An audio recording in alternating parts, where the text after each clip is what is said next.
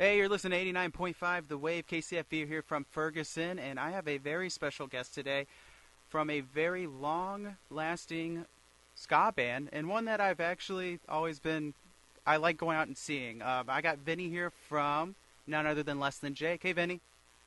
Hey, how's it going? Good morning, by the way. Yeah, thanks, man, for getting up this early with me. I didn't think I'd have the chance to talk to you just because my shift's from 8 to 11, so I'm kind of glad that this all worked out.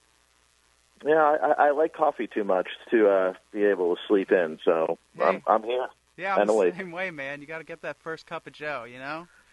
Oh, I hear you. And I'm actually kind of surprised that you have time to sit here and talk with us because you're a pretty busy guy. You have a lot of things going on. I know you have your own, kind of record label. You have a tattoo parlor, and then you also do toy designs as well.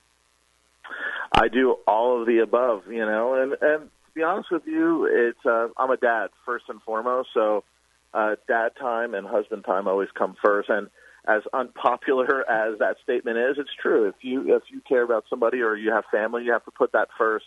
Other than that, I like to work. I like to be creative, so I do toy designs and I do resin toys under Wonderland War. I have a tattoo shop called Wonderland in Gainesville, Florida.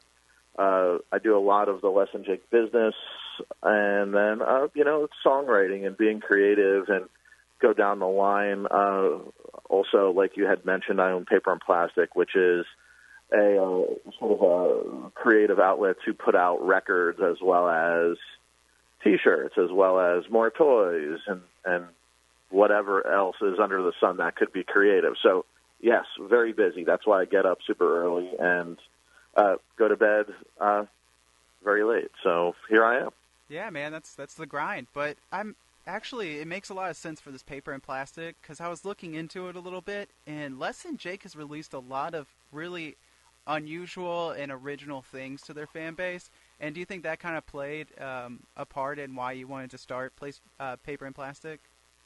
Well, yeah, I think that there's only so much that you can do with Less Than Jake because it's one thing. You can't just continually release thing after thing after thing because it becomes less special at that time. So for me, I needed an extension of something that was off of Less Than Jake for me to do what I usually do, which is sort of find, a special little moment and be able to make a piece of merchandise out of it. And I just couldn't keep doing that with Less Than Jake. So I started Paper and Plastic, and then Wonderland War, which is the toy company, which was a continued headspace. And it all feeds into each other. Less Than Jake does some special merch. It's not that it is under any one of those other names or umbrellas, but it just is a continued circle of what I do, Yeah, I mean, do you think vinyl is kind of coming back a lot? Do you notice that with Paper and Plastic, or what's your thoughts on it? Well, I mean, I think that since over the last decade, the sales of vinyl records have shot up, I think, and I'm misquoting the number, but I'm pretty sure it's close to 500%. That sounds about right. I know I kind of switched over. I stopped buying CDs and I started buying vinyl, man. There's just something about it, especially with the creativity you can have with it. It's funny because now people that, there's a generation of music listeners that never owned a CD.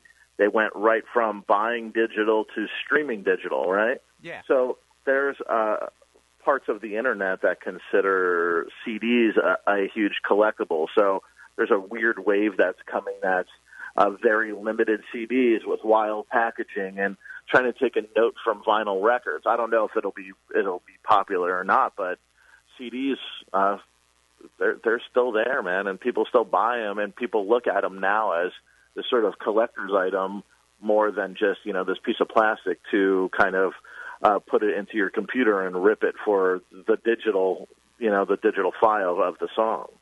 Yeah. I mean, and Less Than Jake is actually celebrating its 25th anniversary with this tour that you're at, and I'll just plug your show real quick. It's going to be Saturday the 7th at Del Mar Hall, which is actually a really cool venue. I've been there a few times. And hold on for 1 second. Yeah. Yes. I'm on interview. Sorry. Okay, go ahead. No, it's okay. I was just plugging your show for you real quick at Del Mar Hall, just talking about how great the venue is. I've seen you with Real Big Fish at the pageant and stuff like that. Which Pageant's a beautiful place. Yeah, it's really nice. There's not really a bad seat there. It's fun to get down in the pit and really get into it. But the last time I saw you there was with Real Big Fish. So it's kind of cool to have this new dynamic of you guys just standing alone, doing the ska rock all by yourself. Have you seen anything from Delmar Hall, or do you have any expectations of it? You know what? I just the only thing that I know about it, to be honest, is that the fact that our friend Robert, he's the one who's in charge of Delmar. He also had worked at the pageant before. So, side note, he is a collector of some of the toys that I do. But he had said, hey, next time that you come through St. Louis, you really got to do Delmar, and he talked it up. So my expectation is that it's going to be a fun show. It's going to be, in line kind of with what the pageant is. Yeah, it's just going to be a lot more intimate because it is very close to, kind of compact. It's more, rectangular rather than square and spacing. So I know Toadies just played a show there a couple weekends ago, and, I mean, the energy is there, and you guys definitely bring an energy that's unmatched. I think ska just brings that out in people. I agree with you on that. Ska music, especially live, there's a certain energy to the room when that's going on. I've seen it, it's not only with friends and like you had mentioned, co-tour mates, Real Big Fish, but go down the line, MU330, local ska punk band from St. Louis, always bring a great show live. It's electric, go down the Toasters and Mad Caddies, all great live bands, all in that ska punk genre.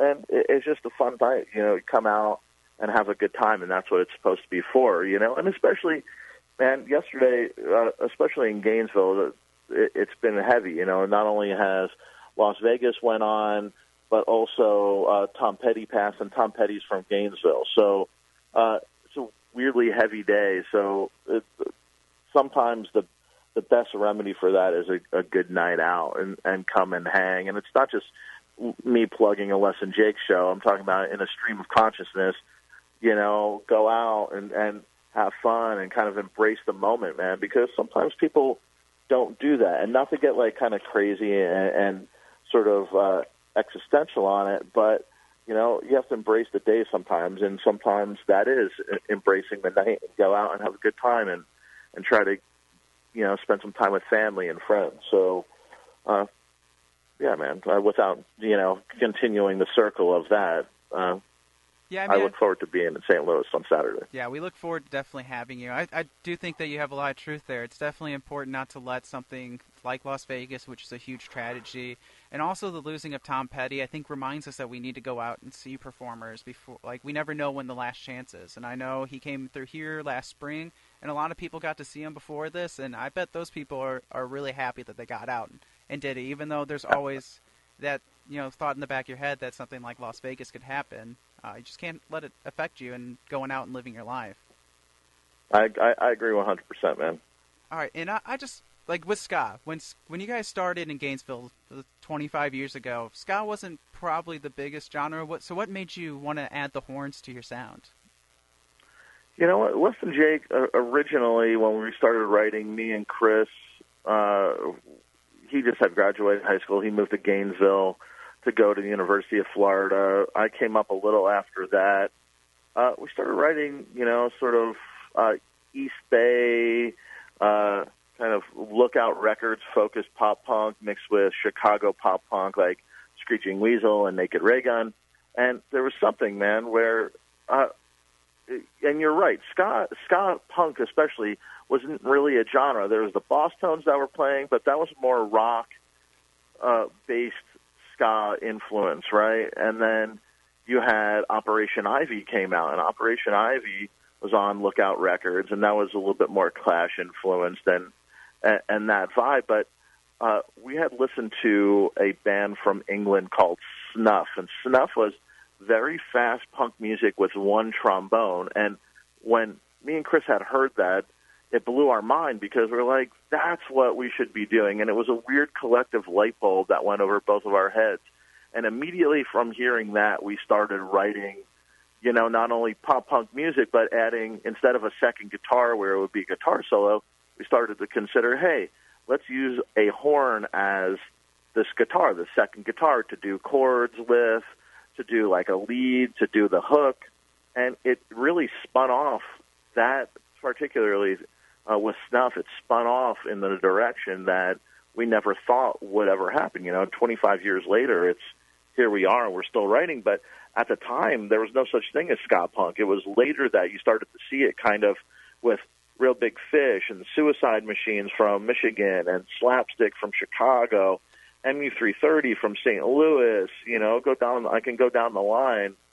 You started to see these other bands that had a common thought at the same time, and we were running parallel to it with maybe different influences and stuff like that, but the finished product was the same. So it's wild, man. Like, when I think about it now and when I talk about it, you go, this never even crossed my mind at the time, but here it is 25 years later, and the genre, no matter what, it had a peak in the mid-'90s to late '90s at the radio, but it still continually draws, the genre of ska punk music still continually draws people all around the world. In some places, it's crazy. Yeah, it's definitely one of those it's hard to describe ska, really. Everybody has like a different definition of what it is, but it does seem that you definitely want to get a good horn sound into it. I've actually noticed that Goldfinger's new album kind of goes back to the horn. How do you feel like your guys' your new LP is it the EP or the LP that you just dropped? Sorry, it's EP. Sound the EP. Alarm. Yeah. You guys just dropped that. How does that compare to your earlier Less Than Jake? You know what? It just better recorded and more in tune than it was. The spirit's the same, man. The one thing for Less Than Jake is we're very comfortable in what our sort of position is, and we're comfortable in our own skin. So when people go, "What does your new EP sound like?" I go, "Dude, it sounds like Less Than Jake." I mean, it's the same people writing the songs. It's the same people performing those songs, except we're a little bit better at playing our instrument than we were back on our first record, Pezcore, right? So I think that the spirit stays the same, except technology makes it easier to record now, and technology makes it easier to be able to deliver music right to people instead of people trying to find it inside of a record store in four walls. Like, there's no borders now for music. It could be on your phone, it could be in your car, it could be at home on your computer, it could be at home on your stereo system, it could be, 1,000 other things to listen to music and to discover music. So it's a cool time to be a music fan. It's easier to discover music, it's easier to get music, it's easier to listen to music. The technology makes the music sound better. So it's a wild ride. It's a good time to be a music lover. Yeah, and since you became a dad, do you feel like that has an effect on the type of lyrics that you write or the kind of songs that you want to make now? It definitely does. Ever since I became a dad, it's more so. Less Than Jake always had sort of in some of their lyrics this sort of dark cloud, over it lyrically. While the music was buoyant and fun, sometimes the lyrics were a bit of a darker edge to it. This time, since See the Light and Sound the Alarm, the lyrics are a bit more looking to the future with some hope, instead of saying that, things are just messed up and that's the way they are. The last two releases since I became a dad, on the lyrical side, it's about getting through the storm and being better for it. It's about having problems but being able to get past those problems and see the future for what it really is. And that's unwritten, man. And if anything that I've learned from having a daughter, right, it's that the future is unwritten for her. There's no, well, it's this and she's always going to be this. For a 6-year-old, she could be anything, and she is everything and anything in any given day. When she's playing, she's a superhero, but then she's a princess, and then she's a doctor. And you know what? Watching that, it gives you hope for the future, because anything is possible because little kids just need to be nurtured that headspace, you know, and it gets to that point. Little kids aren't born going, you're going to be this and only this. Little kids are born with doing everything and pretending they're everything. And that's a cool thing, man. And it's really opened my eyes. Then, you know, it used to be sort of, oh yeah, here's this dark cloud, and that dark cloud is permanently affixed. But it really isn't for future generations. We just have to, you know, help it along, man. Help them along and provide, you know, the basics for them, man. You know, basic education and basic headspace that everyone's created equal and everyone deserves the right to be heard and accept everyone for who they are, not who we want them to be. Yeah, I mean, it sounds like you're like super passionate about being a dad, and that's like the greatest thing to hear from people is when that passion is exuded through just their music. Would you say that there's a certain thing that you would want your daughter to take away from Less Than Jake when she listens to your music? Like, do you expect her to listen to your music when she gets older? Or I don't expect her to listen to Less Than Jake. I expect her to find her own thing. If that happens to be Less Than Jake, that's cool. If it happens to be punk rock, more power to her, because punk rock changed my life, and it could change hers as well. But I think that the one thing that I would want her to take away from music, generally speaking, is that just enjoy it for what it is. It doesn't have to be boxed in the same genre over and over and over again. Music is great. You know, let's go from a Tom Petty to a Less Than Jake to Slayer back to, you know, Norah Jones or Bob Marley.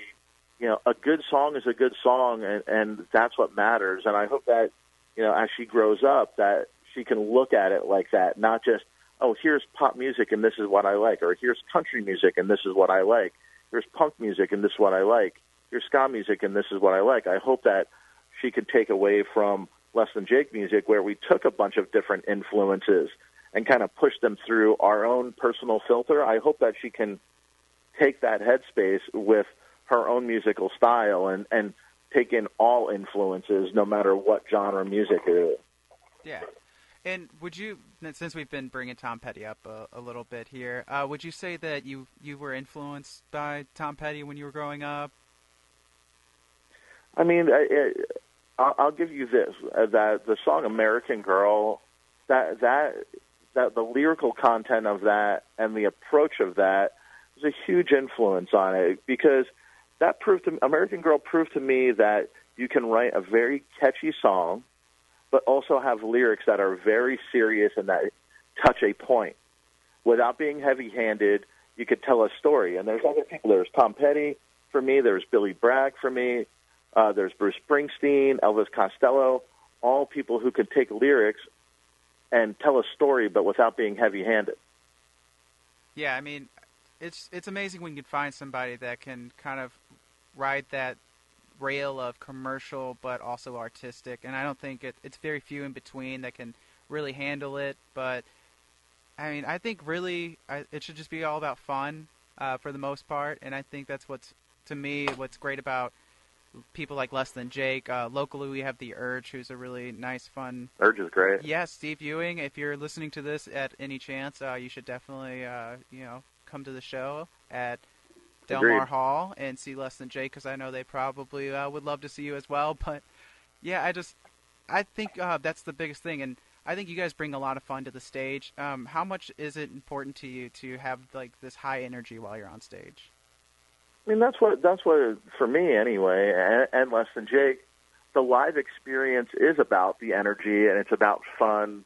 And, you know, I always considered Less Than Jake sort of this like double-headed sort of monster, right? On one side, you have the recorded version, and it's pristine and sort of rides a vibe, and it's really done, you know, to the best of our abilities, where the live show is jokes and it's fun and it's loose and it's, you know, careening out of control, but yet it's controlled chaos at the same time. So in my brain, those are the two headspaces that I go, yeah, this is a beautiful way to be able to do it. You know, live is supposed to be fun, and it's not supposed to be preachy.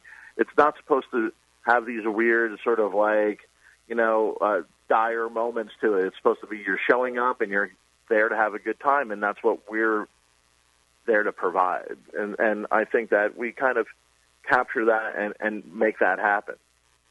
Yeah, and I would definitely say, without a doubt, Less Than Jake brings a fun atmosphere to any place that they rock. If it's as big as the pageant or as, more intimate like Del Mar Hall will be. And I think everybody who's listening definitely needs to make sure they get their ticket. What would be the website for your band where we could find the tickets?